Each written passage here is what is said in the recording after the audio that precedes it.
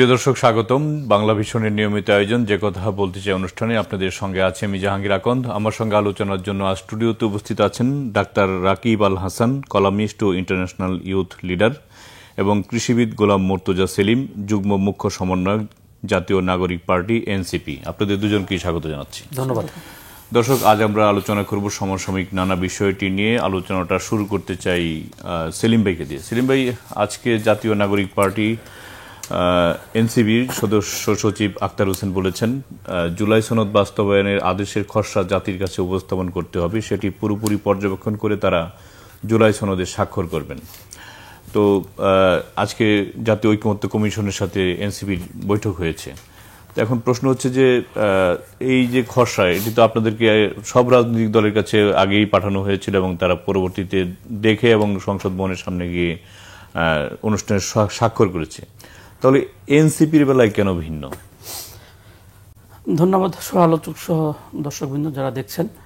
আসলে দেখুন, যে জুলাই অভ্যুত্থান পরবর্তী সময়ে যে ইন্টারিম গভর্নমেন্ট গঠিত হয়েছে, এটা যদি আমরা আইনি ভিত্তি দেখি, আসলে কিন্তু সাংবিধানিক কাঠামোতে এটা কোনো আইনি ভিত্তি নেই। এটা যে ম্যান্ডেটটা দিয়েছে মূলত এই দেশের আপামর জনসাধারণ। তো আমরা মনে করছি, যেহেতু জুলাই অভ্যুত্থান পরবর্তী সময়ে যখন এই সরকার রান করলো, পরবর্তী সময়ে যখন সংস্কার কমিশন গঠন করা হলো, আমরা দেখতে পাচ্ছি যে তাদের যে সংস্কারের যে বিষয়গুলো নিয়ে যে উদ্দেশ্যে সংস্কার কমিশন গঠিত হয়েছিল, সেই বিষয়গুলোতে আমরা দেখতে পেয়েছি ইতোপূর্বে আর কি আমাদের এর আগে যে জুলাই ঘোষণাপত্র ছিল, সেটা শুধুমাত্র একটা দালিলিক যে আর কি কাগজে ছিল। আমরা মনে করছি এখানকার যে টেক্সট রয়েছে, কন্টেন্ট রয়েছে, এটা আপামর জনসাধারণের কাছে উন্মুক্ত হওয়া প্রয়োজন এবং এটা আইনি ভিত্তি হওয়া দরকার। এই জায়গা থেকে আমরা মনে করছি যতক্ষণ পর্যন্ত এটার টেক্সট এবং কন্টেন্ট এখানে কি রয়েছে এটা এদেশে আপামর জনসাধারণ জানছেন না, এটা সকলের কাছে অবগত হওয়া প্রয়োজন। এই জায়গা থেকে আমরা মনে করছি যখন এটা জানতে পারবে, এবং এটা আমরা যে এটার জায়গা থেকে কথা বলার চেষ্টা করছি যে মূলত এখানে আমরা জনসাধারণের যে আকাঙ্ক্ষাটা যেন বাস্তবায়িত হয়। আমরা অতীতে দেখেছি সাংবিধানিক কাঠামোর মধ্য দিয়ে কিন্তু এদেশের স্বৈরাচার প্রতিষ্ঠিত হয়েছে।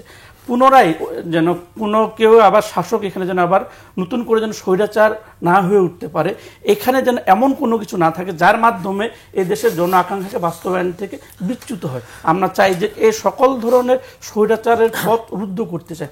আমরা চাই এখানে যেন জনমানুষের আকাঙ্ক্ষার কথা বলা হয়, জনমানুষের জনকল্যাণের কথা বলা হয়, এবং এটা যে আইনি ভিত্তিটা রয়েছে এটা যেন প্রতিফলন ঘটে। জি, আপনার কাছে আসছি রাকিব ভাই। সেটা হচ্ছে যে এই যে এনসিপি জুলাই সনদের স্বাক্ষর অনুষ্ঠানে যায়নি, এটাকে আপনি কিভাবে দেখছেন? এবং তারা এখন যেটা বলছে যে এটা জাতির কাছে উপস্থাপন করতে হবে, সেটি পুরোপুরি পর্যবেক্ষণ করে তারা সনদে স্বাক্ষর করবেন। আর সেলিম ভাই যেটি বললেন যে জনগণ জানছেন না যে সনদে কি থাকছে, বিষয়টি নিয়ে আপনাকে ধন্যবাদ। আমার সহ-আলোচক এবং দর্শকদেরকে সালাম এবং শুভেচ্ছা। আপনার প্রশ্নের জবাবের আগে আমি একটু আমার সহ-আলোচকের একটা কথা বলতে চাই। উনি বলছে এই সরকারের আইনি ভিত্তি নেই, অত্যন্ত আপত্তিকর কথাবার্তা এবং একটা সুইসাইডাল কথাবার্তা। দেখুন, এই সরকার কিন্তু সুপ্রিম কোর্টের 106-এর রেফারেন্সে গঠিত হয়েছে এবং পরবর্তী সময়ে সে কিন্তু রেগুলার সাংবিধানিক সকল কার্যক্রমে সে করতেছে। শুধু তাই না, একটা নর্মাল তত্ত্বাবধায়ক সরকারের যে শুধুমাত্র নির্বাহী কাজগুলো থাকে বা ইলেকশন কেন্দ্রিক কাজ থাকে, এর বাইরেও কিন্তু এই সরকার কিন্তু বাজেট দিয়েছে, সংস্কার করেছে। এখন এই সরকার যদি আইনি ভিত্তি না থাকে তাহলে এই সরকার বেআইনি, তাহলে এই সরকার বেআইনি হলে এই সরকার সকল কাজে বেআইনি। এবং শুধু তাই না, এই সরকার কিন্তু একটা গণ অভ্যুত্থানের ম্যান্ডেটও তৈরি হয়েছে, এটা হচ্ছে ম্যান্ডেট, কিন্তু আইনি ভিত্তি দেওয়া হয়েছে এটাকে, এটা উনি ভুলভাবে ব্যাখ্যা করেছেন। যাই হোক, এবার আসে আপনার জুলাই সনদের যে কথাটা, উনি যে কথাটা বললো যে জনগণের কাছে খসড়া দেওয়া হয় নাই। আসলে দেখুন, এনসিপি আসলে এখন একটু মানে মাইন্ডকে চিপে পড়েছে আর কি, খাঁটি বাংলা যদি বলতে চাই। এখন জুলাই সনদ সাইন করেনি তাদের জন্যই, বিশেষ করে তাদের জন্য 31 অক্টোবর পর্যন্ত সেটার টাইম বর্ধিত করা হয়েছে। তো আজকে সম্ভবত 25 তারিখ, আজকে হচ্ছে 25 তারিখ, তার 5 দিন আছে। তো নিশ্চয়ই এই 5 দিনের মধ্যে ওনারা সাইন করবে। এখন সাইন করার জন্য বিভিন্ন আসলে চুতা খুঁজতেছে। তো দেখুন, আসলে এই আইনি ভিত্তি জুলাই সনদের যে আইনি ভিত্তি এটা একটা টার্ম হিসেবে তারা ইউজ করতেছে, কিন্তু সেটার আসলে মানে ক্লিয়ার ব্যাখ্যাটা কি সেটা কিন্তু আমরাও জানি না। তারা কী ধরনের আইনি ব্যাখ্যা চাচ্ছে, কিংবা এটা আইনি ব্যাখ্যা কতটুকু কী করা যায়, এখানে আসলে অনেক কিছু কনফ্লিক্টেরই এরর হিসেবে আমরা দেখতে পাচ্ছি। দেখুন, আসলে জুলাই সনদকে আসলে ওনারা আসলে যেভাবে এটাকে ব্যাখ্যা করতে চাচ্ছে যে এটাকে সংবিধানের উপর স্থায়ী করতে হবে, এবং এটাকে নিয়ে যে জলকণা করা হচ্ছে সবকিছুই আমার কাছে সাংঘর্ষিক মনে হয়। আপনি যদি দেখুন জুলাই সনদকে যদি আপনি অনেক কিছু প্রসঙ্গ এখানে এসেছে, গণভোট এসেছে, জুলাই সনদের বাস্তবায়ন কীরকম হবে, এটা কি শুধুমাত্র দালালি একটা কাগজ থাকবে কিনা বা এটা বাস্তবায়ন কীভাবে করতে হবে। শুরুতে একটা কথা বলি, সেটা হচ্ছে কি জুলাই সনদটা যে গঠিত হলো সেই জুলাই সনদের কিন্তু একটা এই সরকারের একটা যেরকম একটা মিস্টেক ছিল, এই সরকারের কোনো টাইম ফ্রেম নির্ধারণ করা হয়নি। তো জুলাই সনদে যদি করতে হয় এটারও তো একটা টাইম ফ্রেম থাকা উচিত। কারণ হচ্ছে কি এই জুলাই সনদটা ধরুন আগামীতে যে গভর্নমেন্টটা আসলো এবং এই জুলাই সনদ যদি ধরেন এটা কতদিন পর্যন্ত চলবে, এটা কি 5 বছর পর্যন্ত মানে আমরা সরকার বাস্তবায়ন করতে, বাংলাদেশের পরবর্তী সরকার বা পার্লামেন্ট বাস্তবায়ন করতে চায় নাকি 10 বছর বাস্তবায়ন করতে চায়? একটা কথা মনে রাখতে হবে যে গড়ির কাটা কখনো ফিস থাকে না। গড়ির কাটা যেরকম গুণায়মান, মানুষের আকাঙ্ক্ষা জনদাবিও কিন্তু সবসময় গুণায়মান। তো সুতরাং আগামী 10 থেকে 15 বছর পর বা যে কোনো একটা টাইম ফ্রেমের পরে যদি তখনকার বাস্তবতা যদি দেশের জনগণ বা রাজনৈতিক দলগুলো মনে করে যে জুলাই সনদের এই বাস্তবতা এখনকার সামঞ্জস্যপূর্ণ না, তখন কি তারা এটা হাত দিতে পারবে কিনা? তো এই জাতীয় জিনিসগুলো কিন্তু এরা এখানে ক্লিয়ার নাই।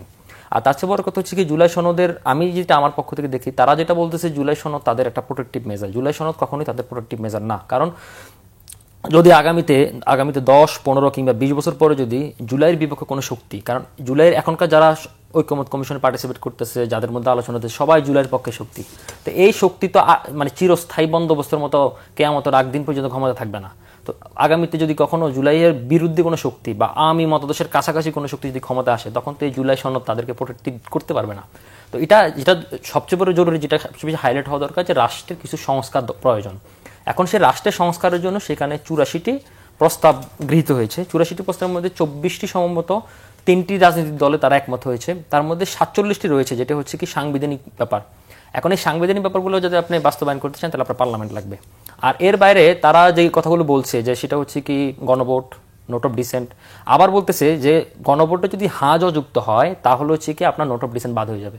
তো এখন নোট অফ ডিসেন্ট যদি বাদ হয়ে যায় তার মানে হচ্ছে কি আপনি তাহলে ঐক্যমত কমিশনে কেন পার্টিসিপেট করলেন? তাহলে হচ্ছে আপনার মতামতটা আপনি আমার উপর চাপিয়ে দিচ্ছেন। আর গণভোট কোন একটা সিঙ্গেল বেসিসে হয়। তা আমি যদি ধরেন 24টা বাদ দিই 84টা থেকে, বাকি যাদের 60টা, এই 60টা কি তাহলে আপনি 60টা গণভোট করবেন? আর একটা বিষয় হচ্ছে কি ধরেন আমাদের এখানে আরেকটা বড় বিষয় হচ্ছে ওরা আরেকটা কথা বলে এনসিপি, যেটা হচ্ছে কি সাংবিধানিক অধ্যাদেশ জারি। কিন্তু একটা বড় আরেকটা মিস্টেক এখানে আমি যদি ধরেন অধ্যাদেশ জারি করবে রাষ্ট্রপতি, অধ্যাদেশ কখনো, কারণ উনি হচ্ছে নির্বাহী লোকজন, নির্বাহী পদ, এটা ওনারা বলতেছে যে প্রধান উপদেষ্টা যেন করে, এটা উনি পারেন না। তার চেয়ে বড় কথা হচ্ছে কি সাংবিধানিক অধ্যাদেশ জারির মাধ্যমে, সাংবিধানিক অধ্যাদেশ জারি ততক্ষণ পর্যন্ত ভ্যালিড যতক্ষণ পর্যন্ত একটা পার্লামেন্ট আসবে না। পার্লামেন্ট আসার পরে কিন্তু সেটি ইনভ্যালিড হয়ে যায়। তো সুতরাং সাংবিধানিক অধ্যাদেশ যদি আপনি জারি করেন তার মানে পরবর্তী পার্লামেন্ট আসার আগে যদি ইনভ্যালিড হয়ে গেল, 1 নম্বর ইস্যু। 2 নম্বর ইস্যু হচ্ছে কি আপনি দেখুন এখানে তারা আবার বলছে যে এটা পরবর্তী পার্লামেন্ট করবে, করবে, সে করবে। আবার গণভোটের ব্যাপারটা, এখন গণভোটের সারা দুনিয়াতে আইন অনুযায়ী গণভোটের সিস্টেমটা কি? গণভোটের সিস্টেমটা হচ্ছে কি যখন এটাকে পার্লামেন্টে পাঠাবে যেরকম অর্থ বিল যেরকম পাঠানো হয়, পার্লামেন্টটা হওয়ার পরে তখন এটা যখন রাষ্ট্রপতির কাছে যায় তখন হচ্ছে কি রাষ্ট্রপতি যদি চিন্তা করে যে রাষ্ট্রের কিছু মৌলিক কাঠামো চেঞ্জ হচ্ছে বা রাষ্ট্রের জনগণের মতামত প্রয়োজন হচ্ছে, তখন সেটাকে গণভোটে পাঠানো হয়। এখন এরাই গণভোটের বাস্তবতা নাই। তারপরও এখানে কিছু কিছু দল বলেছে যে একই দিনে যেত গণভোটটা যেন একই দিনে হয় নির্বাচনের দিন। এতে হবে কি আমাদের হচ্ছে কি ধরেন 2টা কারণ হয়, আমি একটু ব্যাখ্যা করি জিনিসটা। এটা হচ্ছে ধরুন এটা হলে কি আমাদের খরচটা কমে যায়। আর একটা বড় বিষয় হচ্ছে কি ধরেন আমাদের ভোটার টার্ন আউটটা কিন্তু ঠিক থাকে। আপনি যদি তার আগে যদি গণভোটটা যদি আমি 10 দিনে শেষ করি, যদি তার আগে যদি আপনি করেন তাহলে কিন্তু টার্ন আউট কম হওয়ার সুযোগ আছে। এবং আপনি যে এত ওভার কনফিডেন্স আপনি কি হন যে আপনি এখানে যুক্ত হবে, যদি না যুক্ত হয় তার মানে কি এই না যুক্তটাকে আপনার ফেসিবিতে আমলে কি ব্যাক করতেছে না? তো সুতরাং এই জিনিসগুলো যারা বলে করে তারা কিন্তু বুঝে শুনে বলতেছে না আমার মনে হচ্ছে। জি, অনেকগুলি প্রশ্ন উত্থাপন করেছেন, তো সবগুলির উত্তর দেবেন। আরেকটা বিষয় হচ্ছে যে জুলাই সনদ সুরক্ষা দিবে না যদি পরবর্তীতে আওয়ামী মনোনয়ন অথবা আওয়ামী লীগ যদি ফিরে আসে 14-16 বছর পর, একটি প্রশ্ন তিনি তুলেছেন। তো এই বিষয়গুলি আপনি ব্যাখ্যা করবেন। আচ্ছা ভাই, যেমনটি বলছিলেন যে আসলে আমাদের মেইন বিষয়টা হচ্ছে কনটেক্সটটা, যেটা জুলাইয়ের যে আমরা আইনি ভিত্তিক কথাটা এখানে বলা হচ্ছে, এখানে কি উপায়ে আর কি কীভাবে এটা বাস্তবায়ন হবে, এটা কিন্তু নির্দিষ্ট সময়সীমা উল্লেখ না। আমরা এটাতে জোর দিয়েছি। দেখেন যে আপনি এখানে এমন কোনো কিছু বিষয় নিয়ে আসলে এখানে আবার নোট অফ ডিসেন্টও রয়েছে। তো কিছু কিছু বিষয়ে জামাত একমত হয়েছে, কিছু কিছু বিষয়ে আমরা একমত হয়েছে, কিছু কিছু বিষয়ে অন্যান্য দলগুলো বিএনপি সহ অন্যান্য দলগুলো একমত হচ্ছে, আবার এখানে নোট অফ ডিসেন্টও রয়েছে। আমাদের কথা হচ্ছে যে এই বিষয়গুলোতে একমত হয়েছে, এটা যে আইনিক ভিত্তির উপর দাঁড় করানোর পরে এটা কি উপায় এবং কোন ওয়েতে বাস্তবায়ন আমরা এটা জানতে চাচ্ছি। এবং আমরা মনে করছি যে ভাই আমার কথাটা আমি যা বলার চেষ্টা করছি তখন আইনি ভিত্তিতে বলেছিলাম যে এই ইন্টারিম গভর্নমেন্টকে বলা হচ্ছে আমরা মূলত জনগণের ম্যান্ডেটের উপর ভিত্তি করে তারা কিন্তু এখানে এসেছে। আপনি বলেছেন ইন্টারিম গভর্নমেন্টের কোনো আইনি ভিত্তি নেই, কথা আপনি বলছেন। ওকে, বলেন, কন্টিনিউ করেন। আচ্ছা, তো আমাদের কাছে মনে হয়েছে যে এখন যেহেতু আমরা 72 সংবিধানে আমরা তীব্র বিরোধিতা করছি, তো এই জায়গা থেকে আমরা চাচ্ছি যে যেহেতু এখন ইন্টারিম গভর্নমেন্টের প্রধান হচ্ছে ডক্টর ইউনূস, তো ওনার জায়গা থেকে একটা অর্ডারের মাধ্যমে এটার জন্য আইনি ভিত্তি প্রদান করে এই জায়গা থেকে আমরা উনি যে সুরক্ষার কথাটা বলছি এটা নিঃসন্দেহে আমরা দৃঢ়ভাবে বিশ্বাস করি যে আমরা যে জুলাই সনদের কথা বলছি আইনি ভিত্তি, তাহলে এটা নিঃসন্দেহে আমাদের সুরক্ষা দেবে। যেহেতু এটা আমরা আবার গণভোটের কথা বলেছি এই জায়গা থেকে, যখন এটা গণভোট হবে এদেশে আপনার জনসাধারণ গণভোটে অংশগ্রহণ করছে, তারা যদি এটাকে রায় দেয়, যে পক্ষে যদি না দেয় সে না দেওয়ার পরবর্তী সময় আপনার তো এখানে দুটো অপশন আছে, এমন না যে আমরা এই গণভোটে তো আমরা শুধু একটা অপশন রাখছি না, হ্যাঁ এবং না, যদি না দেয় তো তার পরবর্তী সময় ওই সময় সরকার সিদ্ধান্ত নেবে। আমরা তো এমনটাই বলছি না যে, যদি আমি একটা প্রশ্ন করি, একাডেমিক্যালি আমি জানতে চাই, হাইপোথিসিস ধরেন এটাতে না দিল, হ্যাঁ, না দেওয়ার পরে তার মানে কি এই সরকারের যতগুলো কার্যক্রম তারা করলো তাহলে কি সব ইনভ্যালিড হয়ে যাবে, বা রাষ্ট্র কি কিছু করতে পারবে না?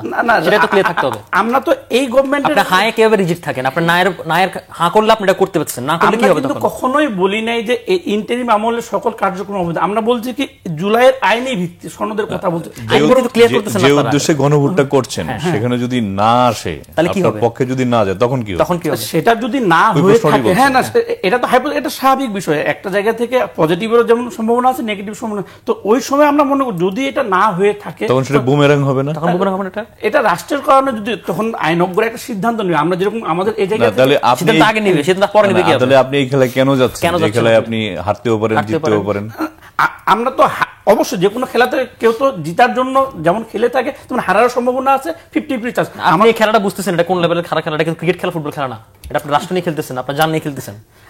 এটা তো শুধু আমাদের এখান না, এটা তো আপনারা দাবি করতেছেন অন্য কোনো দল এইভাবে এটা রিজিট না, আপনারা জামাত না, আমরা এক জায়গা থেকে আমরা রিজিট না, আপনাদের মনে হয় আমরা যে জায়গাটাতে বোঝার চেষ্টা করছি যে যদি না হয়ে থাকে তাহলে এখানকার অন্যান্য তো আমাদের যেমন আমরা হার পক্ষে গণভোটের পক্ষে যে মতামত দিচ্ছি, নার পক্ষে যারা এটা মনে করি তারা এটা কিন্তু অপিনিয়ন দিন, তখন সবার যখন ঐক্যমত একটা নির্দিষ্ট কিছু কিছু সুপারিশের আলোকে ঐক্যমত এসেছে, ওই সময় একটা সিদ্ধান্ত উপনীত হবে। জি, আপনার কাছে আসছি যে এই যে গণভোট নিয়ে আমরা গণভোট নিয়ে যে আলোচনা করছি, এটা মানে এই ঐক্যমত কেন পৌঁছানো যাচ্ছে না যে পরবর্তী পার্লামেন্ট যেহেতু নির্বাচনে সবাই মানে অংশ নেবে, পরবর্তী পার্লামেন্টে এই সিদ্ধান্ত হলে অসুবিধা কি, বা কেন তারা এইটাতে আস্থা রাখতে পারছে না? আমি একটু ব্যাখ্যা করি।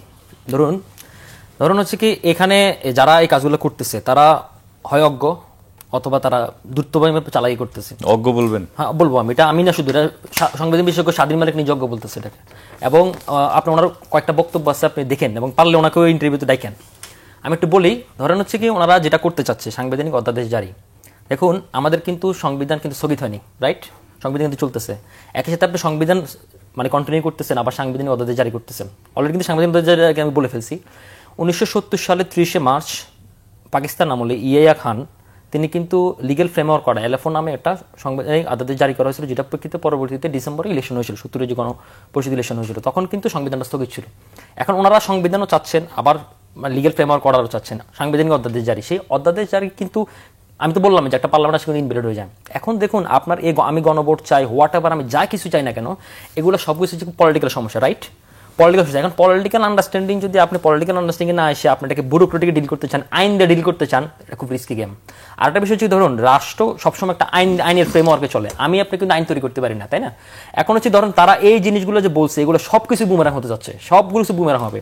আপনি দেখুন আমার যদি ধরেন আপনি এতগুলো প্রস্তাব করছেন, এখন এই প্রস্তাবের মধ্যে ধরেন 10টার মধ্যে 5টা আমি রাজি হয়েছি, 5টা আমি রাজি নাই। এখন আপনি যদি বলেন যে হ্যাঁ হলে আমার যে 5টা আমি রাজি না সেটা আপনাকে বাস্তবায়ন করতে হবে, তার মানে তো আমি ন্যায়ের পক্ষে ভোট দিব না? ডেফিনেটলি আমি ন্যায়ের পক্ষে ভোট দিব। তো সুতরাং এই জিনিসগুলো আপনারা কেন ক্লিয়ার করতেছেন না? এবং হচ্ছে কি আরো বড় মানে ইন্টারেস্টিং বিষয় হচ্ছে কি আপনি দেখেন এখানে যে তারা এই রিস্কি গেমগুলো খেলতেছে, এগুলো যে কোন পরিণতির দিকে যাচ্ছে। আপনি যদি ভোটার টার্ন আউট আগে যদি আপনি গণভোট করতেছেন, কারণ গণভোট এটা পৃথিবীতে কোথাও হয় না, এটা কারণ হচ্ছে কি আগে এটা হচ্ছে কি পার্লামেন্টটা পাস করতে হবে, পার্লামেন্ট এখন তো পার্লামেন্ট নাই। তো পার্লামেন্টে আপনি পাস করার পরে তারপর রাষ্ট্রপতির কাছে যাবে, রাষ্ট্রপতি যদি মনে করে যে জনগণ ভোটের জন্য আমি গণভোট করবো, গণভোট আপনি করতে পারবেন, অসুবিধা নেই। কিন্তু আপনি যে আগে চাচ্ছেন এটা তো একটা রিস্কি গেম। এবং আরেকটা যেটা বলছি, ওরা যে এখন এগুলো চাচ্ছে, কেন চাচ্ছে আপনাকে বলি। ধরুন ওনারা কিন্তু বারবার একটা দোহাই দেয় যে 72 সংবিধান যদি থাকে তাহলে হাসিনা আমলি ব্যাক করবে, সংবিধান দিয়ে কখনো ফেসিস্ট আসেও না, ফেসিস্ট যায়ও না। এখন দেখুন তারা যেটা মনে করতেছে, তারা একটু ঝুঁকি মনে করতেছে কেন, তাদের এই যে এই মানে তৎপরতা, উনি কিন্তু প্রথমে একটা বড় একটা মিস্টেক করছে যে সরকারের কোনো আইনি ভিত্তি নেই। সরকারের যদি আইনি ভিত্তি না থাকে তাহলে আপনি আমি এখানে সবাই ফাঁসির আসামি, কারণ আমরা সংবিধান ব্রেক করছি। কারণ আমরা তো একটা সরকারকে উত্থাপন করছি। আপনি এটা বলেন যে গণতন্ত্র, গণ অভ্যুত্থান হিসেবে একটা ম্যান্ডেট, কিন্তু এটা আইনি ভিত্তি দেওয়ার জন্য সুপ্রিম কোর্ট, দেশের সর্বোচ্চ আইন হচ্ছে সংবিধান, সেই সংবিধানকে রক্ষা করে সুপ্রিম কোর্ট। সেই সুপ্রিম কোর্টের রেফারেন্স 106 গঠিত হয়েছে। তার পরবর্তী সময়ে এই সরকারে কিভাবে বৈধতা দেওয়া হবে, এটা আগামী পার্লামেন্টে যুক্ত হবে। এখন আপনি দেখেন এখানে যে তারা এই কথাগুলো বলছে, এগুলোর একেবারে মানে খুব চাইল্ডিশ কথাবার্তা। তারপর দেখেন এরা যে বলে যে এটার কোনো আইনি ভিত্তি নাই, আইনি কি চান আপনি, এটা তো ক্লিয়ার করেন না। সেই কথাটা এরকম চলে যাচ্ছে যে আপনার সে নতুন বন্দোবস্তের মতো। আপনি সে নতুন বন্দোবস্ত, আপনি বারবার একটা কথা বলেন, পুরাতন ইস্টাবলিশমেন্ট ভেঙে আমি নতুন ইস্টাবলিশমেন্ট করতে চাই, আপনার নতুন বন্দোবস্ত তৈরি করতে চাই। ওদের দল গঠন করেছে ফেব্রুয়ারি থেকে আজকে 10 মাসে পার হয়ে গেল, অক্টোবর মাস শেষ হয়ে যাচ্ছে। সেই 10 মাসে নতুন বন্দোবস্তের রূপরেখা কি আছে আমি আদৌ জানি না। ব্যাপারটা বুঝছেন? এখন হচ্ছে কি আপনি যে আইনি ভিত্তিতে চান, কিভাবে চান? এখন যেটা হতে পারে সেটা হচ্ছে ধরেন এই যে আমাদের সংস্কারগুলো, সেখানে রাষ্ট্রের সংস্কারের জন্য সবসময় গণভোট দরকারও লাগে না। ধরেন ক্রিকেট খেলার জন্য আমার একটা ভালো মাঠ দরকার, ভালো কোচ দরকার, ভালো ফেসিলিটিস দরকার, এটা তো রাষ্ট্র আপনি করতে পারে। কিন্তু রাষ্ট্রের যে বেসিক কাঠামোগুলো আপনি চেঞ্জ করতে চাচ্ছেন, সেটা বেসিক কাঠামোর মধ্যে দিয়ে করতে হয়। এটা এভাবে করলে হয় না, এটা বড় রিস্কি গেম। সেলিম ভাই। আচ্ছা ভাই, যে বিষয়টা বললেন ভাই মনে হয় জানেন না, 3 আগস্ট আমাদের এক দফার ঘোষক শহীদ মিনার কিন্তু আমাদের রাষ্ট্র সংস্কারের উদ্দেশ্যে 24 দফা আমরা কিন্তু অলরেডি ঘোষণা করেছি। তাহলে আমরা নতুন বন্দোবস্ত বলতে যা বুঝিয়েছি, এখানে যদি ভাই হয়তো খেয়াল করে থাকতেন তাহলে তো দেখতে পেতেন যে আমরা আসলে নতুন বন্দোবস্ত বলতে কি বুঝেছি, বা পুরাতন ইস্টাবলিশমেন্টের ইংলিশে গিয়ে বলেন, আমার বলেন। আমরা দেখেন, আমরা পুরাতন সহজ বাংলায় যদি বলছি, এতদিন ধরে আলোচনা যা চলমান, যে কি বলছি আমরা নতুন বন্দোবস্ত বলতে বোঝাচ্ছি যে এমন যে কাঠামোগুলা বা যে আইনের দ্বারা মানুষজন আর কি বা রাষ্ট্রযন্ত্র, উদাহরণ দেন না, এটা উদাহরণ দেন, আমি বলার চেষ্টা করছি, ধরেন আপনি। তো এই জায়গা থেকে যেই আইনি ভিত্তি দ্বারা বা যে প্রতিষ্ঠানের মাধ্যমে, যে আইনের মাধ্যমে পরিচালিত হয়ে ব্যক্তি তার পজিশন থেকে কি করছে আর কি, যা দেওয়ার কথা সেখান থেকে স্বৈরতান্ত্রিক হয়ে যাচ্ছে। কিভাবে আপনি খেয়াল করেন তো, আমাদের প্রধানমন্ত্রী এই যে 14 ইলেকশনটা কিভাবে হলো? আচ্ছা, সংবিধানে কি রাতের ভোটের কথা আছে না? সংবিধান তো না, কিন্তু উনি কিভাবে 14 ইলেকশন করলো, 18 ইলেকশন করলো, উনাকে কে সুরক্ষা দিল? উনাকে কিভাবে সুরক্ষা দেওয়া হলো 14 ইলেকশন এবং 18 ইলেকশনে? এখানে কি বিএনপি সহ জামাত সহ 18 ইলেকশনে গিয়েছিল, 14 ইলেকশনে কি এনারা গিয়েছিল? তাহলে আমরা যে গণতন্ত্রের কথা বলছি, বা উনার এক প্রধানমন্ত্রী হাতে কতগুলো ক্ষমতা দেওয়া রয়েছে, আমরা চাচ্ছি এক ব্যক্তি যে প্রতিষ্ঠানের চেয়ার হোল্ড করবেন উনি একটা ক্ষমতার অধিকারী হবেন। আচ্ছা, এটা একটা গেল। এই বিষয়ে তো মোটামুটি সবাই একমতই মনে হয়। এটা তো একমত, কিন্তু প্রায়োগিক ক্ষেত্রে তো এটা তো অতীত থেকে এর আগেও বেশ কয়েকবার এটা আলোচনা হচ্ছে, 90-এর বেশ কিছু যখন 3 দল ঐক্যমতে বসে, সেক্ষেত্রে তো এটা তো ইস্টাবলিশ করা যায় না। আমরা চাচ্ছি যে আইনটা আমরা এখন নতুন ইস্টাবলিশমেন্টের কথা বলছি, এই জায়গাতে আমাদের অতীতের সমস্ত কিছু থেকে আমরা শিক্ষা নিয়ে এমন আইন প্রয়োগ করব যে এক ব্যক্তি এক পদের অধিকারী, এবং ওটার মাধ্যমে যেন কোনো স্বৈরতন্ত্র না প্রতিষ্ঠা করতে পারেন, এবং যে জুলুমতন্ত্র বা অপশাসনের কথা বলছি এক চেয়ারে থেকে, এটা যেন আমরা বিলোপ করতে পারি। আচ্ছা, এই যে রাজনৈতিক দলগুলোর মধ্যে কি সেই ঐক্য আছে? যে আচ্ছা, আমি একটু বলি, উনি যে কথা বলছে যে আমি এটা ক্লিয়ার না, ওনারা কি বলতে বোঝাচ্ছেন আমি ক্লিয়ার না। আমি একটা কথা বলি, ধরেন হচ্ছে কি ওনারা ফার্স্টে যখন ঢাকা ইউনিভার্সিটি যখন আন্দোলনগুলো চলতেছিল, ওরা বলছিল যে লেজুর ভিত্তিক কোন রাজনীতি চায় না, রাইট? এবং তারা যখন বাকশাস গঠন করলো, তখন আমি একাধিক টকশোতে আমি যখন বলছিলাম যে আপনারা নিজেরাই বলছেন লেজুর ভিত্তিক রাজনীতি চান না, কিন্তু আপনারা যেন বাকশাস গঠন করলেন, তখন তারা বলেছিলেন যে বাকশাস তাদের কোনো ছাত্র সংগঠন না। এখন যদি বাকশাস যদি ওনাদের ছাত্র সংগঠন না হয়, তাহলে ওনারা কি করে বাকশাসকে বিলুপ্ত করে? দুদিন আগে আবার বাকশাসকে বিলুপ্ত করে ছাত্র শক্তি করে।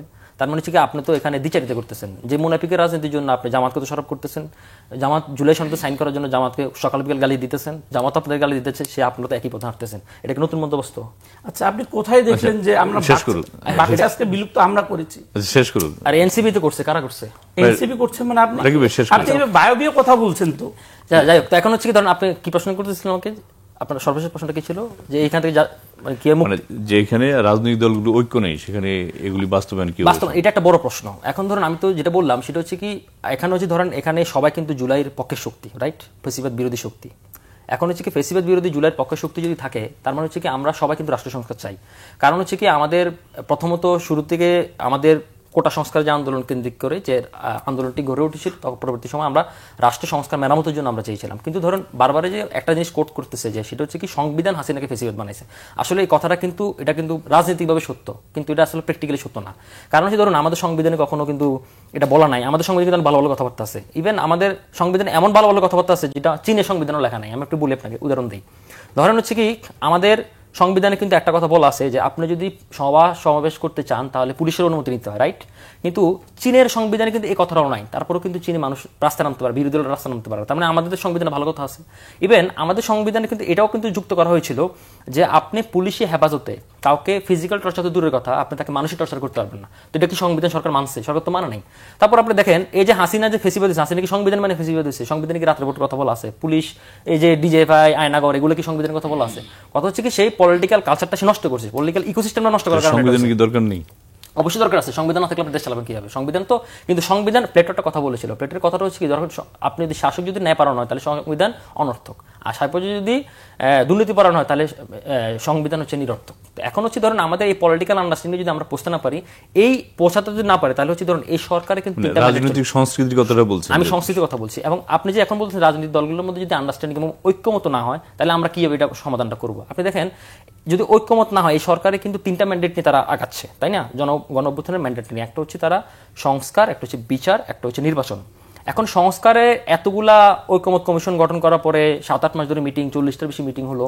এখন লাস্ট মোমেন্টে যদি আসে আপনার বাস্তবায়নটা যদি আপনি ক্লেরিফাই না করতে পারেন, তাহলে তো এটা পুরোটাই অশ্বডিম্ব হয়ে গেল। 1 নম্বর ইস্যু। 2 নম্বর ইস্যু ধরুন আপনার বিচারের যে প্রক্রিয়াটা, বিচারে কিন্তু আমরা দেখছি বিচার তার স্বাতন্ত্রিক প্রক্রিয়ায় বিচার কিন্তু চলতেছে, এবং বিচার নিয়ে যদি আপনি যদি এটা পরে আলোচনা করব, আপনি এটা আগে শেষ করেন। কোনটা? মানে সংস্কার যেটা। আচ্ছা, সংস্কার হচ্ছে এখন হচ্ছে ধরুন সংস্কারের এই বিষয়গুলোতে যদি আমরা পলিটিক্যালি যদি আমরা আন্ডারস্ট্যান্ডিং এ পৌঁছাতে না পারি, তাহলে এটা বাস্তবায়নটা অনেক মানে জটিল হয়ে যাবে। আমি একটু শেষ করি। সেটা হচ্ছে ধরুন আপনি আগামীতে যে দলে ক্ষমতা আসে না কেন, আমাদের 3 জোটের রূপরেখার সাথে এটাকে তুলনা করা, কিন্তু 3 জোটের রূপরেখার সাথে এটা তুলনা করার কোনো মানে হয় না। কারণ 3 জোটের রূপরেখা কোনো ঐক্যমত কমিশন গঠন করার কোনো লিখিত দলিল ছিল না। এখন আপনি লিখিত বলতে পারেন, সেটা হচ্ছে 3 দল 3 আলাদাভাবে তারা ঘোষণা করেছিল। 8 দলীয় জোটের আওয়ামী লীগ, 7 দলীয় হচ্ছে বিএনপি, আর 5 দলীয় হচ্ছে বামগুলা। এখানে জামাত কোনো সাইন করেনি।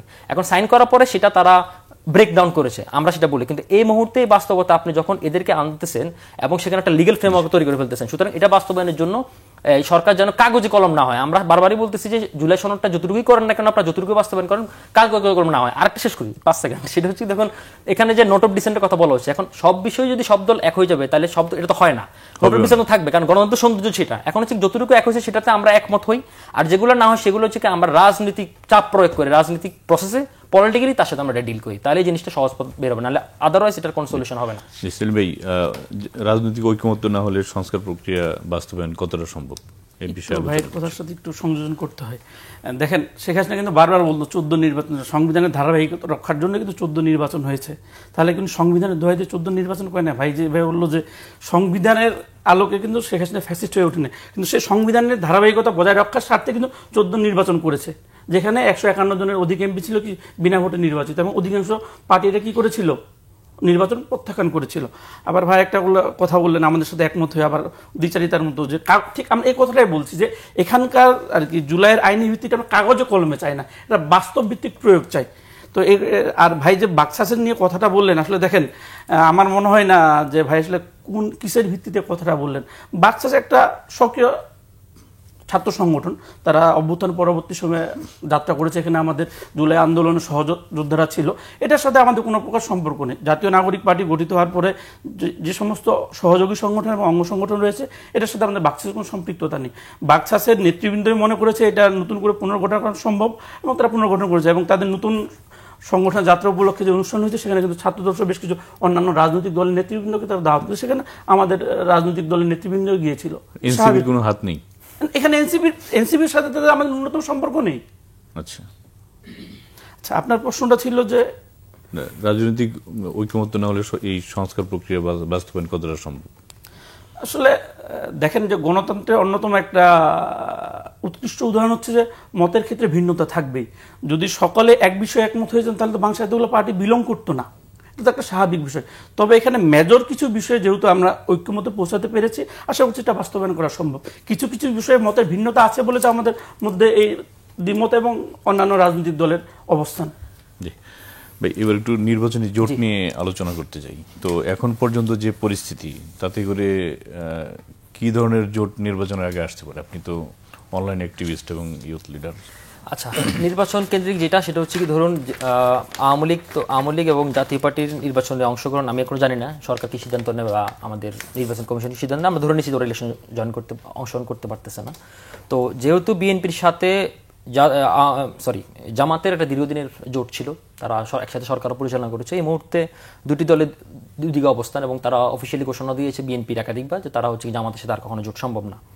তো মোটা দাগে বোঝা যাচ্ছে যে সেটা হচ্ছে বিএনপি এক ধরনের জোটের দিকে যাচ্ছে আর জামাত একদিকে যাচ্ছে। গতকালে সম্ভবত ইসলামী আন্দোলনের একজন বলেছেন তারা ইসলামী দলগুলো মিলে একটা জোট হতে পারে, এবং সেটার সমূহ সম্ভাবনা রয়েছে। আর ডাকসু এবং ছাত্র সংসদ ইলেকশনগুলোর পরবর্তী সময় বিএনপি এবং জামাতের যে একটা ওভার হাইপ উঠেছে, তারপরে মনে হচ্ছে যে বিএনপি যেটা মনে করতেছে, আমার কাছে যেটা মনে হয় যে সেটা মনে করতেছে যে জামাতের দিকে বেশি দলকে ভিত্তি দেওয়া যাবে না।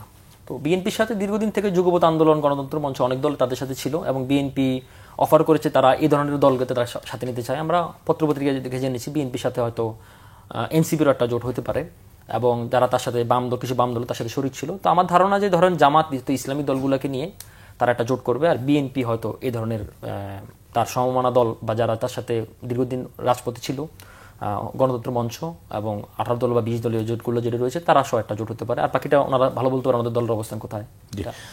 একটা বিষয় অনেকেই মানে প্রশ্ন করেন যে সেটি হচ্ছে যে এতদিন আপনারা জামাতের বিরুদ্ধে কিছুই বলেননি, মানে কিছুই বলেননি বলতে যে করার সমালোচনা করেননি। এখন দেখা যাচ্ছে এই জুলাই সনদ স্বাক্ষরের পর দিন থেকে আপনারা ব্যাপক হারে জামাতের সমালোচনা করছেন। এর মধ্যে মানে কারণটা কি, পেছনের কারণটা একটু শুনতে চাই।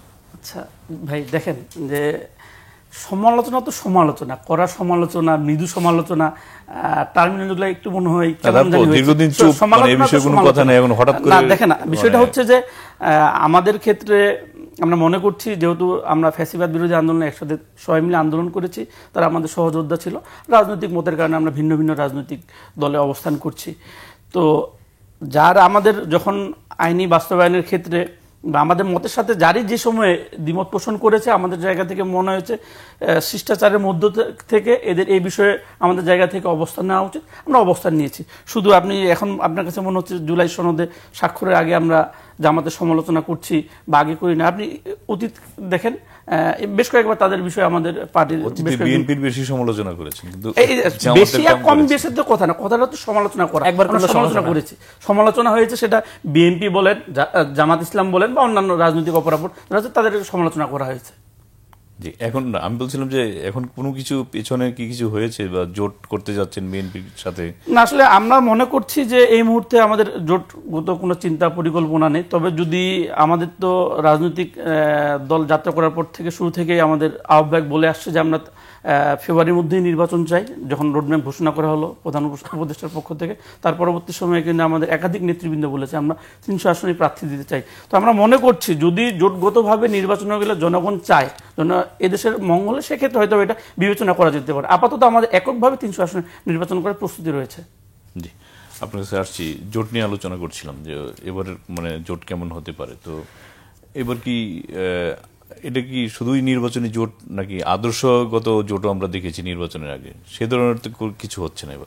দেখুন, আসলে নির্বাচনের ব্যাপারটা হচ্ছে যখন নির্বাচন ঘনিয়ে আসে এবং নির্বাচন কেন্দ্রিক, এবং আমাদের যেহেতু নির্বাচনটা জাতীয় নির্বাচনটা ক্ষমতা যাওয়ার নির্বাচন, এবং ক্ষমতা যাওয়ার নির্বাচন না শুধুমাত্র, সেখানে হচ্ছে কি তার একক সংখ্যাগরিষ্ঠ একক আধিপত্য সব দলে চায়। তো ওনারা ওই আপনি সমালোচনার বিষয় বলছেন, আমি একটু বলতে চাই। দেখুন, ওনারা আসলে আগের দিন রাত পর্যন্ত জানতো যে হয়তো জামাত তো সাইন করবে না। তো জামাত যখন সাইন করে ফেললো তখন জামাতকে 1986 সালের ইলেকশনে, আওয়ামী লীগের ইলেকশনে জাতীয় পার্টিকে সমর্থন দেওয়ার সেইটা টেনে তাদেরকে খোটা দেওয়া শুরু করছে। আমি একটা উদাহরণ জামাত কেন এই কাজ করলো, যদি আপনার বক্তব্য যদি সঠিকই ধরে রাখি। জামাতে কাজ করছে কেন, আমি আসতেছি। জামাত কেন করতেছে, ধরেন হচ্ছে কি যদি আওয়ামী লীগ ইলেকশন না করে, ধরে নিচ্ছে আওয়ামী লীগ বাদ, জামাত 84 বছর একটি রাজনৈতিক দল। জামাত কিন্তু একটা আন্তর্জাতিক রাজনৈতিক দল, 3টি দেশের শাখা আছে। জামাত 84 বছরের রাজনৈতিক দল ইলেকশন করে এ পর্যন্ত 50টা সিট পায় নাই। এখন জামাতের সামনে এবার একটা বিশাল সুবর্ণ সুযোগ। ধরুন জামাত যদি এবার ইলেকশন করে, জামাত এবার প্রথমবারের মতো প্রধান বিরোধী দল হওয়ার সুযোগ রয়েছে। তার চেয়ে বড় কথা হচ্ছে কি জামাতের যে ছাত্র সংসদের রাজনীতিগুলো প্রত্যেকটি ক্যাম্পাসে তাদের একটা আধিপত্য রয়েছে। এবং আমি একটা বিশ্বাস করি, অনেকে মনে করে যে এটা আসলে খুব জোয়ার চলতেছে, আসলে জোয়ারটা এরকম না। বাংলাদেশে এই মুহূর্তে যদি আপনি ইলেকশন দেন, তাহলে হচ্ছে কি আপনার গোপালগঞ্জ ছাড়া প্রত্যেকটি ইউনিভার্সিটিতে, ন্যাশনাল ইউনিভার্সিটি যদি আপনি ইলেকশন দেন, সব জায়গায় জামাত শিবির জিতবে। কারণ তাদের অর্গানোগ্রাম, স্ট্রাকচারাল রাজনীতিটা ওরা সেটা অ্যাডাপ্ট করে নিয়েছে। তার চেয়ে আরেকটা কথা আছে যে ওরা যদি সুপ্ত রাজনীতি করতো, গুপ্ত রাজনীতি করতো, ওরা আমি ছায়ার তলে থেকেই একটা দলটা গুছিয়ে ফেলছে আর কি। আর এখন জামাত এই কাজটা কেন করছে, ধরেন জামাত দেখতেছে যে এখন যদি আমি যদি এটাতে সাইন না করি, ইলেকশন যদি কোনো কারণে ঝুলে যায়, তাহলে যদি ইলেকশন যদি ঝুলে যায়, এখন ধরুন কাগজে কলমে ধরে নিলাম, এখন পর্যন্ত আমরা জানি যে ইলেকশন হচ্ছে ফেব্রুয়ারিতে, কিন্তু ধরেন ইলেকশনটা হলো না ফেব্রুয়ারি, তাহলে কি হবে? What will be the next scenario? Election যদি ফেব্রুয়ারিতে না হয় তাহলে কি অন্তর্বর্তীকালীন সরকার থাকতে পারবে? ইউনিয়ন সরকার থাকতে পারবে? মোটেও থাকতে পারবে না। তখন কি হবে? আমি আপনি কেউ জানি না। কারণ হচ্ছে কি, এই সেনাবাহিনীর পক্ষ থেকে বলা হচ্ছে যে আমরা 18 মাসের মধ্যে নির্বাচন চাই এবং আমরা ব্যারাকে ফিরে যাই দ্রুত। যদি তারাও তখন বলে যে ঠিক আছে নির্বাচন হলো না, আমরা আবার ব্যারাকে ফিরে যাই, তখন বাংলাদেশের সিনেরি বাংলাদেশের দায়িত্ব কে নেবে? তখনকার যে উদ্ভূত পরিস্থিতি, সেই পরিস্থিতি যে আর একটা হাফ ফেসিবাদ হবে না সেটা গ্যারান্টি কি? এবং সেই ফেসিবাদ যে আমাকে ব্যাক করবে না সেটা গ্যারান্টি কি? আমি আরেকটু যোগ করি আপনার সাথে। ধরুন গত কয়েকদিন আগে 6টি আন্তর্জাতিক মানবাধিকার সংস্থা আওয়ামী লীগের রাজনৈতিক অধিকার ফিরে দেওয়ার জন্য বিবৃতি দিয়েছে, রাইট? শুধু তাই না, সজীব ভট্টাচার্য হঠাৎ করে আকাশ থেকে নাজিল হয়ে সে বিভিন্ন ইন্টারন্যাশনাল মিডিয়াতে ইন্টারভিউ দেওয়া শুরু করছে এবং সেগুলো ফলো করে প্রচার করছে। গত পরশুদিন জাতীয় পার্টি, এতদিন তারা তাদের রাজনৈতিক অধিকার নিয়ে কথা বলতো, গত পরশুদিন হঠাৎ করে শামীম আতার পাটোয়ারি এবং জিএম কাদের তারা হয়তো আওয়ামী লীগেরকে ফেরানোর জন্য কথা বলতেছে। তো এগুলো কি আপনার কাছে কোনো সাইন সিমটম মনে হচ্ছে না?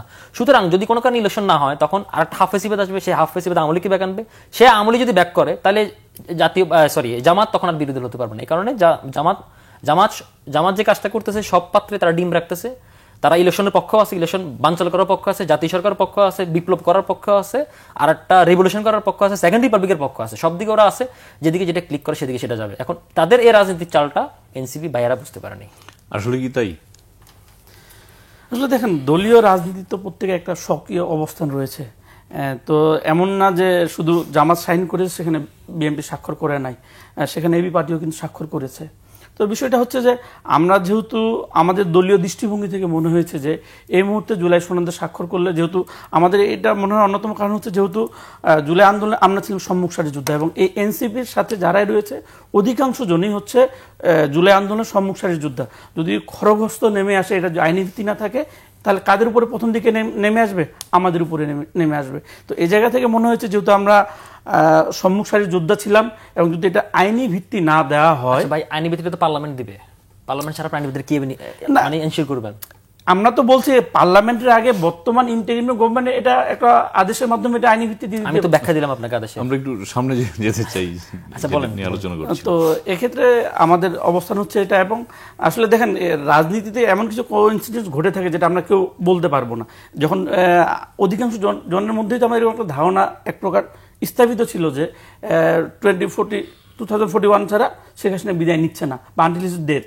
বাট কি হলো যে এমনটা কি কল্পনা করেছিল? এখন এমন জাতীয় কিছু কনসিকুয়েন্স যে ঘটতে পারে, এটা এমন কিছু বিষয় আসলে অদৃশ্য বলে তো কিছু ঘটনা আছে। এখন আমরা যেটার ভিত্তিতে লড়াই করছি, আমরা মনে করছি এটা আদলে হইলে স্বাভাবিক প্রক্রিয়াতে যে ফেব্রুয়ারিতে ইলেকশনের কথা বলা আছে, এটা নির্বাচন অনুষ্ঠিত হবে। আর এরপরে কি হবে আসলে তো এমন কিছু অদৃশ্যমান বা দৃশ্যমান কিছু যেটার আলোকে আমাদের জায়গা থেকে বলাটা, আসলে আমাদের জায়গা থেকে এই বিষয়ে মন্তব্য করা একটু কঠিন। আপনার কাছে আসছে সেটা হচ্ছে যে নির্বাচন হলে কারা বিজয়ী হতে পারে বা ক্ষমতায় যেতে পারে এ বিষয়ে মোটামুটি জরিপ বা যেহেতু আমরা কাজ করি জনগণের সাথে, আমরা বলতে পারি যে কে যেতে পারে, একটা সম্ভাবনা আছে। কিন্তু প্রধান বিরোধী দল কে হবে এটার বিষয়ে কি আপনি কোনো ধারণা দিতে পারেন? আপনি কি শিওর হয়ে গেছেন যে কারা ক্ষমতা যাচ্ছে? নিশ্চয়ই আমি বলছি জরিপ সহ সবগুলিতে আসছে যে কারা ক্ষমতা যেতে পারে বা কোন বিভাগে কারা জয়ী হতে পারে, তো সব মিলে বোঝা যাচ্ছে। এখন প্রধান বিরোধী দল কে হবে এই বিষয়ে কোনো, আচ্ছা সেটা আমি একটু থিওরিটিক্যাল আলোচনা ছাড়া কিছু করা যেতে পারে না, কারণ প্র্যাকটিক্যালি এটা কি বলবো, এটা ভবিষ্যৎবাণী ছাড়া কিছু করা যাবে না। আমি একটু থিওরিটিক্যাল আলোচনা করি। ধরেন যদি এখনকার যে বাস্তবতায়, সে বাস্তবতায় যদি ধরে নিচ্ছি যদি ইলেকশন হয়, সম্ভবত হয়তো বিএনপি ক্ষমতা আসবে, যেটা আপনি নাম বলে দিয়েছেন, আমি বলিনি। আচ্ছা হয়তো বিএনপি ক্ষমতা আসবে, মানে স্বাভাবিক প্রক্রিয়া, ঠিক আছে, ওকে। যদি এরকম হয় তাহলে বিরোধী দল কি হবে? ধরেন আমার থিওরিটিক্যাল আলোচনা প্রধান বিরোধী দল, আমি সেটা বলছি, বিরোধী দল, হ্যাঁ প্রধান বিরোধী দল। যদি ধরেন জাতীয় পার্টি ইলেকশন করে, যদি জাতীয় পার্টি ইলেকশন করার সুযোগ পায়, আওয়ামী লীগ বাদ দিলাম, জাতীয় পার্টি যদি ইলেকশন করার সুযোগ পায় এবং জাতীয় পার্টির ভোট ব্যাংকটা যদি আওয়ামী লীগের ভোট ব্যাংকটাকে টানতে পারে, আওয়ামী লীগ যদি ভোট ব্যাংকটা যদি জাতীয় পার্টির ভোট ব্যাংকে ফালায়, তাহলে হচ্ছে কি জাতীয় পার্টি প্রধান বিরোধী দল হওয়ার সম্ভাবনা বেশি। কারণ কি আমি একটু বলি, উত্তরবঙ্গে 32টা আসনের মধ্যে 26টা আসনে, 26 আসনে সবসময় বাংলাদেশের ইতিহাসে যেগুলো ফেয়ার ইলেকশন হয়েছে, যেগুলোতে আমি 9 সালের পর না আগেগুলো হিসেব করতেছি, সেখানে 26টার মধ্যে সবসময় হয় আওয়ামী লীগ ফার্স্ট অথবা মানে জাতীয় পার্টি ফার্স্ট, মানে ফার্স্ট সেকেন্ড তাদের মধ্যে থাকে। তো সেই ক্ষেত্রে ধরেন আরো বাংলাদেশের আওয়ামী লীগেরও তো কিছু ভোট ব্যাংক রয়েছে, তাই না? আপনি ধরেন গোপালগঞ্জ, তারপরে ফরিদপুর একাংশ, ময়মনসিংহ, কিশোরগঞ্জ, শরীয়তপুর, বরগুনা, এই অঞ্চলগুলোতে, মাদারীপুর, এই অঞ্চলগুলোতে। তো সেই জায়গা থেকে ধরেন যদি এরকম হয় ইকুয়েশনটা, আমি জানি না, এটা থিওরিটিক্যাল আলোচনা, যদি এরকম হয় তাহলে জাতীয় পার্টি প্রধান বিরোধী দল হওয়ার সম্ভাবনা আছে। আর যদি এরকম হয় যে জাতীয় পার্টি ইলেকশন করার সুযোগ পাইলো না বা পাইলো কিন্তু আওয়ামী লীগের ভোট ব্যাংকটা টানতে পারলো না, তাইলে প্রধান বিরোধী দল হওয়া জামাত বা যে ইসলামী দল যদি জোট হয় তাহলে তার সম্ভাবনাটা বেশি। আবার এখানে অন্য একটা ক্যালকুলেশন আমার মাথায় আছে, সেটা হচ্ছে ধরেন যদি এরকম কিছু হয় যে ধরেন জাতীয় পার্টি বা আওয়ামী লীগ ইলেকশন করার সুযোগ পেল না এবং তারা যদি দলে তলে এই ইকুয়েশনটা করে যে ঠিক আছে ওকে আমরা আমাদের পুরো ভোট ব্যাংকটা আমরা জামাতের বাক্সে ফেলাবো, তখন কিন্তু শুধু প্রধান বিরোধী দল না, কে ক্ষমতা আসবে সেটাও একটা ইকুয়েশনে ঝুলে যাবে আর কি। তখন এটা হচ্ছে মানে এখন পর্যন্ত সোফার আমার কাছে থিওরিটিক্যাল আলোচনা। জি সেলিম ভাই, সেটা হচ্ছে যে এনসিপি আপনি বলছিলেন 300 আসনে প্রার্থী দিবে, তো প্রতিটা জেলা বা থানায় কি এনসিপি কমিটি দিতে পেরেছে? কমিটি না দিয়ে কি মানে প্রার্থী দিতে পারবে কি ভাই কতটা সক্ষম? গত কয়েকদিন আগে মনে হয় জাতীয় নির্বাচন কমিশনের একটা নোটিশ হয়তো খেয়াল করলে দেখবেন, তারা বলেছে নিবন্ধন পাওয়ার জন্য যে সমস্ত শর্ত পূরণ করে আমরা কিন্তু শর্ত পূরণ করেছি। তো যদি 19 তারিখের মধ্যে আমরা আমাদের প্রতীক না দিই তাহলে তারা নিজস্ব মতো একটা প্রতীক দিয়ে আমাদের কি দিয়ে দিবে, আর যদি নিবন্ধন করে একটা প্রতীক দিয়ে দিবে। তো এটা ছিল আমাদের সম্ভবত জুন মাসে আবেদন করাতে। তো ওই সময়ে আমরা আমাদের প্রায় নিবন্ধন পাওয়ার জন্য অন্যতম শর্ত হচ্ছে যে 100-এর অধিক উপজেলা কমিটি থাকতে হয় এবং 23-এর অধিক জেলা কমিটি থাকতে হয় ওই সময়। তো কারেন্ট ইনফরমেশন হচ্ছে আমরা অলমোস্ট প্রায় 80% জেলা আমাদের কমিটি আছে এবং 80-90%-এর মধ্যে আমাদের উপজেলা কমিটি রয়েছে। কমিটি যেহেতু আমাদের শুধু উপজেলা কমিটি না, আমাদের অধিকাংশ বিশেষ করে 40 থেকে 50 উপজেলাতে আমাদের ইউনিয়ন এবং ওয়ার্ড পর্যায়ে কমিটি রয়েছে। আমাদের সাংগঠনিক বিস্তৃতি আমাদের প্রত্যাশার থেকে অধিকতর আকারে আর কি, যদি গ্রাফটা খেয়াল করি খুব ভালো হচ্ছে। তো এই জায়গা থেকে আমরা মনে করছি যে 300 আসনে যেহেতু আমাদের অধিকাংশ উপজেলা থানা কমিটি আছে, বেশ কিছু জায়গাতে পৌরসভা যেগুলোতে আছে সে কমিটি রয়েছে, এই জায়গা থেকে আমাদের জায়গা থেকে 300 আসনে নির্বাচন করা কষ্টসাধ্য ব্যাপার না। আপনার কাছে আসছি, আপনি এর আগে আলোচনায় বলছিলেন যে ছাত্র সংসদ নির্বাচন যদি কলেজগুলিতে হয় বা ঢাকার বাইরে বা জেলা শহরের হয় সেখানেও শিবির জিততে পারে। এটার কারণটা কি এরকম যে 2001 সালের পর থেকে আসলে জামায়াত নিয়ে কারোর কাছে কোনো সঠিক তথ্য নেই, তারা কতটুকু বিস্তৃতি লাভ করেছে বা কি করেছে, এই কারণেই কি মানে এরকম অঘটনগুলো বা অঘটন নাই বলি মানে এরকম ঘটনাগুলি ঘটছে?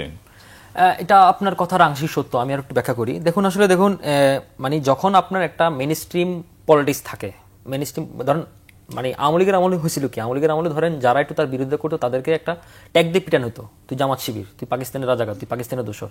ইভেন আবরার পাহাড় হত্যাকাণ্ডটা এইভাবেই হয়েছিল। তো এখন যখন আপনি যখন নিষিদ্ধ করবেন, এটা আসলে ধরেন এই আমাদের পলিটিক্যাল ইকোসিস্টেমটা এখন কিন্তু আওয়ামী লীগের কথাগুলো বলে, আওয়ামী লীগের যারা একটু তাদের পক্ষে কথা বলা শুরু করে, বয়ান তৈরি করার চেষ্টা করে, তারা কিন্তু কথাগুলো বলে যে তাদেরকে এই সিদ্ধান্তগুলো তাদেরকে ডুবিয়েছে। দেখুন আপনি যখন একটা মেইন স্ট্রিম পলিটিক্স থাকবে তখন আপনার আমার সবার জন্য এই কোয়েশনটা করাটা সহজ। যখন আপনি জানবেন না তাকে নিষিদ্ধ করে দিয়েছে, আন্ডারগ্রাউন্ডের পলিটিক্স করে, তখন কিন্তু আসলে এটা মানে তার সম্পর্কে একটা স্পেকুলেশন করা, ক্যালকুলেশন করাটা খুব ডিফিকাল্ট। আপনি দেখুন এখানে এবারে ডাকসু ইলেকশনে অনেক শিবিরের প্যানেলের অনেক ক্যান্ডিডেটের বিরুদ্ধে অনেক অভিযোগ রয়েছে, তারা ছাত্রলীগের কমিটিতে ছিল, তাই না? এখন আপনি দেখেন সে ছাত্রলীগের কমিটিতে ছিল, আমরা কিছু ভিডিওতে দেখছি যে বার্থডেতে নাচতেছে, জয় বাংলা বলে স্লোগান দিচ্ছে, হল রুমে নাচানাচি করতেছে, আবার এখানে ইলেকশন করতেছে। তার মানে তো সে ওখানে ভিতরে ঢুকে সে তো আওয়ামী লীগের ছাত্রলীগের যে ইকোসিস্টেমটা সে জানে এবং সে তথ্যটা যদি জেনে ফেলে তখন তার জন্য ক্যালকুলেশনটা করা সহজ। আমি আমার একটা ব্যক্তিগত অভিজ্ঞতা বলি, আমার মেডিকেল কলেজে আমার যে রুমমেট ছিল দুজন, তার মধ্যে দুজনের মধ্যে তারা দুজন শিবির করতো, আমরা জানতাম, কিন্তু তারা ছাত্রলীগের কমিটিতে ছিল। এখন তাদের যে চেইন অফ কমান্ড, ছাত্রলীগের শিবিরের রাজনীতি প্যাটার্নটা কিন্তু ডিফারেন্ট, তাই না? এটা কিন্তু ছাত্র দল কিংবা ছাত্রলীগের মতো না। তো এটা তাদের জন্য ইকুয়েশনটা করাটা সহজ। আর একটা বিষয় হচ্ছে ধরুন তারা কিছু ওয়েলফেয়ার রাজনীতি করেছে যেটা আসলে স্টুডেন্টদেরকে বেশি টানছে। ধরুন তাদের অনেকগুলো কোচিং সেন্টার রয়েছে, তাদের একটা ইকোনমিক চেইন অফ কমান্ড রয়েছে। ধরেন আমি আমার মেডিকেল সেক্টর কথা বলি, ধরেন হচ্ছে কি যে নতুন ডাক্তারি পাস করার পর ইন্টার্নশিপের পর একটা ট্রানজিশন পিরিয়ড যায় তার বিসিএস পোস্ট গ্রাজুয়েশন প্রিপারেশনের জন্য। এই টাইমটাতে তারা তাদেরকে চাকরি দেয় ইবনে সিনা মেডিকেল কলেজ থেকে এসে, অনেক জায়গা থেকে, তাদের অনেক যারা বিবিএ থেকে পাস করে বের হয় তাদেরকে তারা ইসলাম ব্যাংকে চাকরি দেয়। তো এদের এই চেইন অফ কমান্ডটা আছে, তো এই ধরনের তারা অনেক স্টুডেন্টকে টানতে পারে। তারপরে তারা হচ্ছে অনেকগুলো কোচিং সেন্টার চালায়, তাদের অনেক শিক্ষা প্রতিষ্ঠান রয়েছে। শুধু তাই না, তারা শুধু হলে হলে সাপোর্টটা দেওয়া না, যারা আর্থিকভাবে মানে অসচ্ছল তাদেরকেও সাহায্য করে। শুধু তাই না, তাদের ফ্যামিলি যদি কেউ অসুস্থ থাকে তাদেরকে হেল্প করতে। এই জিনিসটা তাদের একটা স্টুডেন্টদের মধ্যে একটা ইমেজ ক্রিয়েট করেছে।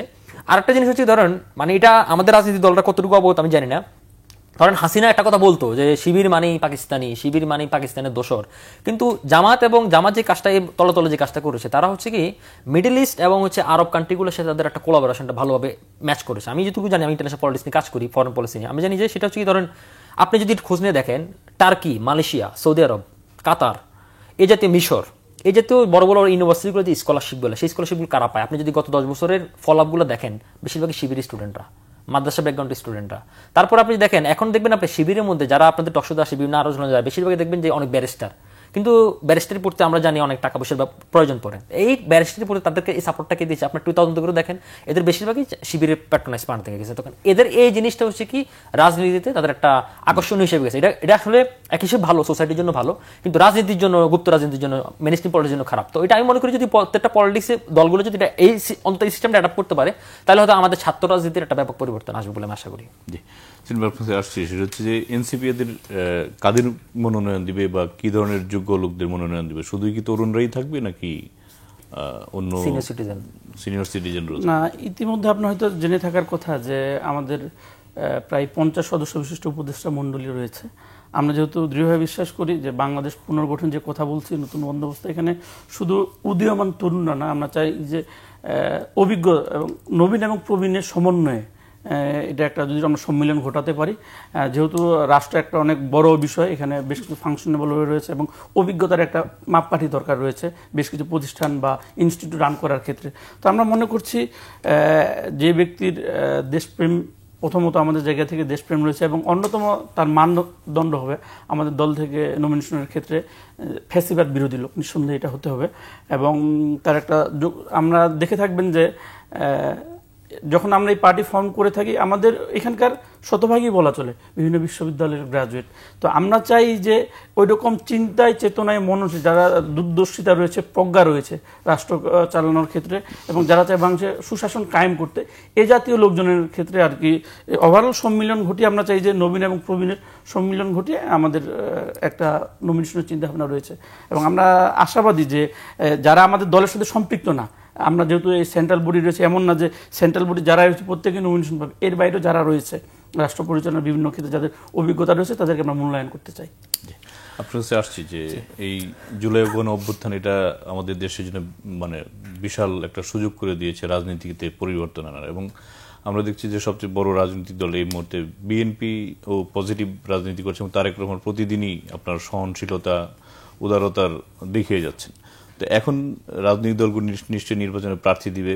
এই প্রার্থী বাছাইয়ের ক্ষেত্রে কি ধরনের মানে প্রাধান্য দেওয়া উচিত আগামীর গুণগত বাংলাদেশের জন্য? আচ্ছা, সেটা হচ্ছে কি ধরুন এক এক দলের এক এক পলিসি, অন্য দলের পলিসিটা বললো, নিশ্চয়ই বিএনপির পলিসি ভিন্ন হবে বা জামাতের পলিসি অন্য মতো মিলবে না অন্য দলগুলোরও। আমি যেটা মনে করি ধরুন হচ্ছে কি আমাদের যে রাজনীতিতে যে জোটটা কিছুক্ষণ আগে বলেছেন, আমাদের জোটের রাজনীতিটা আমাদের মূল রাজনীতি ক্ষতি করেছে। কেন আপনাকে বলি, ধরুন হচ্ছে কি আমাদের কান্ট্রি কিন্তু আসলে মোটা দাগে টু পার্টিস কান্ট্রি পলিটিক্স। আমাদের ধরেন যদি ইভেন ইন্ডিয়াও তাই, শুধুমাত্র মালয়েশিয়া এবং হচ্ছে ইন্দোনেশিয়াতে অনেক মাল্টি দল আছে। এখানে ধরেন হচ্ছে মালয়েশিয়াতে 4-5টা দল, ইন্দোনেশিয়াতে 6টা দল, টার্কিতেও অনেকগুলো দল। তো আমাদের একটা জন আকাঙ্ক্ষা ছিল অনেকদিন থেকেই, ধরেন আমাদের 4টি মোটা থেকে ইলেকশনে আপনার হয় এ কে চয়েস করতে হতো বা বি কে চয়েস করতে হতো। তো আমাদের যে আকাঙ্ক্ষাটা ছিল, সেই আকাঙ্ক্ষাটা অনেকদিনই ছিল যে একটা নতুন রাজনৈতিক প্ল্যাটফর্ম তৈরি হোক। শুরু করে বলুন। হ্যাঁ, শেষ করে ফেলি। তো এখন সেখানে ধরেন এনসিপি সেখানে এসেছে এবং আমরা তাকে স্বাগত জানাই, কিন্তু এনসিপি রাজনীতি কতটুকু পিপল ওরিয়েন্টেড হতে পারছে সেটা একটা বড় প্রশ্নের জায়গা। আর এই মুহূর্তে ধরুন আপনি যেটা বলছেন যে কেমন প্রার্থীদেরকে দেওয়া উচিত, আমি যেটা মনে করি ধরুন আমাদের এখন পর্যন্ত মেম্বার অফ পার্লামেন্ট, এমপি বলতে আমরা যেটা বুঝি, এই একটা ন্যারেটিভটা ব্রেকডাউন করা উচিত। আমাদের মেম্বার অফ পার্লামেন্ট বলতে সাধারণ মানুষ এখনো জানে সে রাস্তাঘাট করবে, সে ব্রিজ করবে, কিন্তু আসলে তার কাজ সেটা না, তার কাজ আইন প্রণেতা। তো আমরা মনে করি যে রাষ্ট্রের মেধা কোনো ওই মমতাজের মতো ফাইটটা যায় গানগুলা, এই জাতীয় কোনো নর্তকীদেরকে আমরা পার্লামেন্টে আমরা দেখতে চাই না। আমরা আসলে তাদেরকে দেখতে চাই যারা আইন তৈরি করবে, যারা রাষ্ট্র বোঝে, যারা জনগণের সাথে কানেক্টেড, পিপল ওরিয়েন্টেডের সাথে যুক্ত, তারা যেন মনোনয়ন পায় এবং তারা যেন অন্তত মোটা দাগে সৎ, এবং তাদের আসলে অনেক রেস্ট্রিকশন করে দেওয়া উচিত। কারণ তাদের আমাদের যেটা হয়, আমি শেষ করি, 300 আসনে 300 হাসিনা তৈরি হয়েছে গতবারে, আগে টার্মগুলোতে। আমরা এমন মানুষ দেখতে চাই, প্রতিনিধি দেখতে চাই যারা পিপলের সাথে ওরিয়েন্টেড থাকে এবং যারা মানে একটা যে নতুন বাংলাদেশের অভ্যুত্থান আমরা দেখেছি, সে বাংলাদেশের স্বপ্নে এগিয়ে যেতে পারে। ভাই, এনসিপি কতটা পিপল ওরিয়েন্টেড হয়েছে? ভাই, পিপল ওরিয়েন্টেড না হলে তো আমাদের পিপল ওরিয়েন্টেড না হলে তো আমরা 8 মাসের মাথায় প্রায় 40-এর অধিক জেলা কমিটি দিতে পারতাম না, অলমোস্ট 500-র মতো উপজেলা কমিটি দিতে পারতাম। কমিটি দেওয়ার সাথে কি পিপল ওরিয়েন্টেড কতটা? না, অবশ্যই যদি আমাদের সাথে পিপলের কানেক্টিভিটি না থাকে তাহলে আমি কেমন করে এদেরকে ক্যাচ করব, আমার কমিটি দিব? এটা তো কমন একটা বিষয়। তারপরে কর্মী সাপোর্টার তো না, কর্মীও আছে। এখানে বিষয়টা হচ্ছে যে দেখেন যে যারাই কমিটিতে সম্পৃক্ত হয় এরা যেমন আমাদের কর্মী, পাশাপাশি তারা আমাদের সমর্থন করে। এর পাশে একটা বড় অংশ রয়েছে যাদের সাথে আমাদের কানেক্টিভিটি রয়েছে। আমরা সবাইকে কিন্তু কমিটিতে পদায়িত করি না, যারা রাজনৈতিকভাবে অ্যাক্টিভ হচ্ছে তাদেরকে এখানে কি করা হয়েছে, পদায়িত করা হয়েছে। আপনাকে দিয়ে শেষ করবো জি। যে সেটা হচ্ছে যে কেমন বাংলাদেশ চান আগামীতে? আমি আসলে সে বাংলাদেশ দেখতে চাই যে বাংলাদেশ হচ্ছে কি আমরা যে লিবারাল ডেমোক্রেটিস প্র্যাকটিস করতে চাই, লিবারাল ডেমোক্রেটিসে আমরা উন্নত বিশ্বের উদাহরণ টানি। উন্নত বিশ্বের ডেমোক্রেটিস প্র্যাকটিস করতে আমাদের আরও অনেক বছরের জার্নি একটা জানিয়ে যেতে হবে। পোস্ট আপরাইজিং কান্ট্রি প্রত্যেকটি দেশের অবস্থা খুবই একটা বড় একটা লম্বা জার্নি দিয়ে চলে গেছে। আমি মনে করি না যে ইলেকশন হলে আমাদের সব সমস্যার সমাধান হয়ে যাবে। নির্বাচন হওয়ার পরও আমাদের জন্য সেই সুস্থ রাজনীতি ফেরে এবং হচ্ছে কি আমরা যে লিবারাল ডেমোক্রেটিক প্র্যাকটিস করতে চাই সেই প্র্যাকটিসের জন্য আমরা একটা বাংলাদেশকে নব উদীয়মান শক্তি হিসেবে দেখতে চাই এবং যেখানে শুধু তাই না সেখানে ধর্মবর্ণ মত নির্বিশেষে সকলের রাজনৈতিক ম্যান্ডেটটা প্রতিষ্ঠিত হবে এবং জনগণ তার একটা সেফটি নিয়ে যাতে তার কোনো আয়নাগর, তার গুম, পুলিশি হয়রানি, কোনো হয়রানি ছাড়া সে একটা স্বাধীন নাগরিক হিসেবে তার মত প্রকাশ করতে পারে টকশোতে, ফেসবুকে, যে কোনো জায়গায়। সেই বাংলাদেশ আমি দেখতে চাই। কিন্তু সে ধরনের পরিস্থিতি কি মানে আমি এটা রাতারাতি আশা করি না। আমি যেটা বললাম যে সেটা হচ্ছে আমাদের একটা লম্বা জার্নি পার হতে হবে। তার চেয়ে বড় কথা হচ্ছে কি আমাদের শুধুমাত্র আমরা যতগুলো বলতেছি সেগুলো হচ্ছে কি আমাদের সিস্টেম চেঞ্জ করা, কিন্তু সিস্টেমের বাইরে আমি যেটা মনে করি যে আমাদের কালচার বেশি জোর দেওয়া প্রয়োজন এবং আমাদের সেই কালচারের জন্য সকল রাজনৈতিক দলগুলোকে অনেক বড় স্যাক্রিফাইসের পথে যেতে হবে। শুধু জনগণ স্যাক্রিফাইস করলে হবে না, রাজনৈতিক দলগুলোকে স্যাক্রিফাইস করতে হবে। ধন্যবাদ সেলিম ভাই এবং রাকিব ভাই, আপনার দুজনকে আমাদের আলোচনায় অংশগ্রহণের জন্য। প্রিয় দর্শক, আজ এ পর্যন্তই। ভালো থাকবেন, সুস্থ থাকবেন, সে প্রত্যাশায় আজকের মতো এখানেই বিদায় চাইছি। সঙ্গে থাকার জন্য ধন্যবাদ সবাইকে।